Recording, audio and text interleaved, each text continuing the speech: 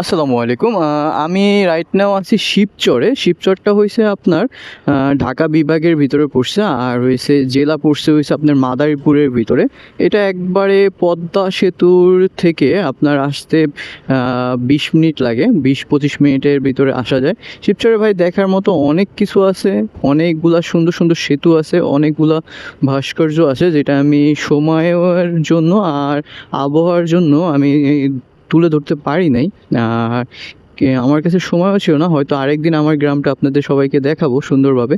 কিছু কিছু জায়গায় অনেক সুন্দর, যেমন হয়েছে আপনি যদি চান শিবচর থেকে পদ্মা সেতুর নিচে যাইতে পারেন, ওইখানে যেয়ে কিছু সময় থাকতে পারেন, কারণ পদ্মা নদীর পাড়ে আপনি কিছু সময় ওখানে কাটাতে পারেন। এটা অনেক সুন্দর জায়গাটা, আমি হয়তো দেখানোর ট্রাই করব। আমি অনেক ভালো লাগছে পদ্মা নদীর পাড়ে। তারপর হয়েছে পদ্মার ওখানে সবচেয়ে বেটার একটা অপশন হয়েছে কি জানেন, ওইখানে যদি আপনি সকাল সকাল আর যদি একটু বিকালে যাওয়া যেতে পারে, তাহলে অথেন্টিক পদ্মা নদীর থেকে মাছ ওইখানে পাওয়া যায়।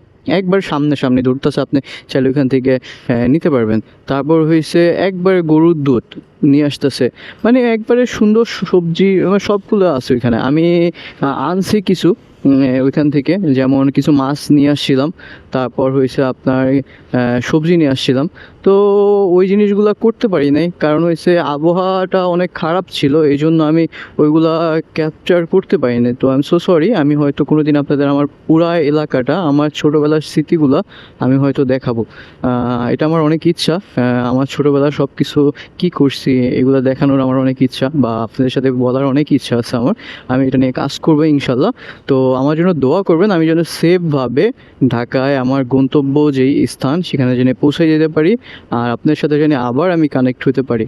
আর সবচেয়ে বড় কথা হলো, আমি একটা জিনিস সবচেয়ে বড় মিস করছি ঢাকার, একটা জিনিস মিস করছি, সেটা বলি, সেটা হয়েছে অটো রিক্সা। বিশ্বাস করেন ভাই, অনেক মিস করছি। কোনো মানে কোনো কোনো রাস্তার থেকে বাইরে হলে কত সুন্দর জ্যামে বসে থাকতাম, অটো এসে ধাক্কা দিয়ে দিত, পিছনে ঢুকাই দিত।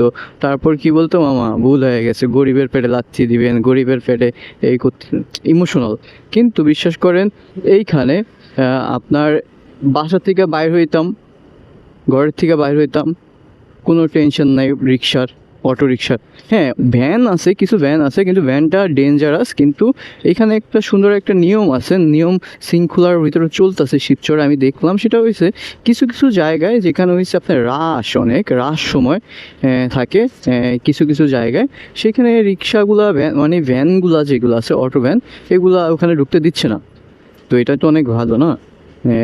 এই জন্য একটু এখানে ধরেন, এইখানে রাস্তা, এখানে একটা হাইওয়ের শাখা রাস্তা আছে, তো এখানে ছোটো ছোটো যে অটোগুলো আছে এটা চলতে পারে, ভ্যানগুলো যেটা আছে চলতে পারে, কোনো প্রবলেম নেই, কারণ রাস্তাটা ওরকমই চলা যেতে পারে, যাতায়াত আসার জন্য এটা ইউজ করতে পারে, কোনো সমস্যা নেই। কিন্তু আপনার যদি আমার শিবচর বাজারের ভিতরে ভ্যান চলে, সেখানে অনেক বড় প্রবলেম হচ্ছে, অনেক সমস্যা হচ্ছে। তো ওইটা আমার কথা না, যেটাই হোক আমার কথা, আমি অনেক মিস করছি হয়েছে ঢাকার রিক্সাটাকে, অনেক মিস করছি।